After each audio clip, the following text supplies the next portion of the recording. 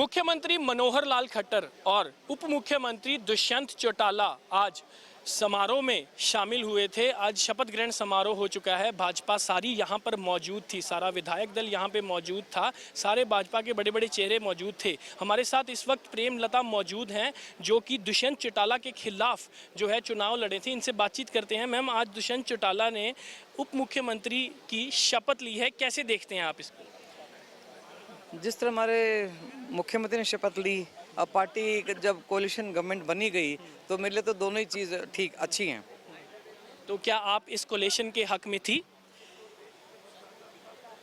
इसमें मैं अपनी पर्सनल राय नहीं देना चाहती क्योंकि ये कोई दो आदमियों के बीच का समझौता नहीं था। इसमें काफ़ी लोग इन्वॉल्व हैं। आपने देखा होगा अनुराग ठाकुर उनको लेके आए, अमित शाह जी अपना टूर बीच में छोड़ के आए। तो ऐसा तो नहीं है कि वो मेरे उनके बीच की बात है। ये तो ये नहीं, एक तरफ कांग्रेस कोशिश कर रही थी कि हमारे तरफ आ जाएं, और लेकिन जब इन्होंने बीजेपी को से बात करी और बीजेपी में जब ये शामिल हो गए तो कोई बड़ी बात नहीं है, क्योंकि पहले भी समझौते में रहे हैं। मतलब तो जेजेपी बन के पहले इन्वॉल्व होती थी।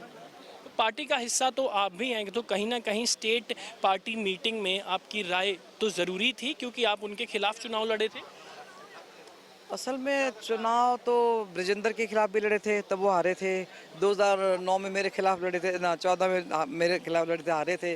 तो एक जो बेचारा वर्ड जो होता है ना, हमारे कॉन्स्टिट्यूंसी में ये चीज़ हवा ले गई थी कि बेचारा दुष्यंत, कि पहले एमएलए का इलेक्शन हारा, फिर लोकसभा का भी हार गया, अभी फिर विधानसभा में आया है, तो इसको जिताओ, जवान बच्चा है। तो हमने तो कोशिश तो बहुत करी। तो मतलब भाजपा के काम से बड़ा वो दया हो गई, वो बेचारा वर्ड हो गया जिससे दुष्यंत जीत। हाँ, मेरे को तो ये लगता है, क्योंकि मैंने इन 5 सालों में जितने काम कराए हैं इतने हमारे पिछले 15 साल में नहीं हुए थे। हर आदमी इस चीज़ को लेके चल रहा था कि जी हमारे को आपसे कोई तकलीफ नहीं है।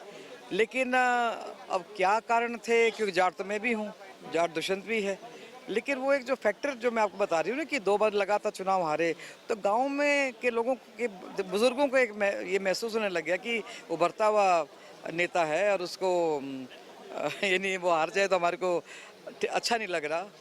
पहले दुष्यंत चुनाव जीते और अब वो डिप्टी सीएम बन गए, तो पावर और दुष्यंत के पास बढ़ गई।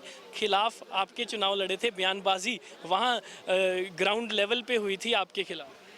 देखिए, इलेक्शन में तो सब एक दूसरे के खिलाफ बोलते हैं, आपको सबको पता है।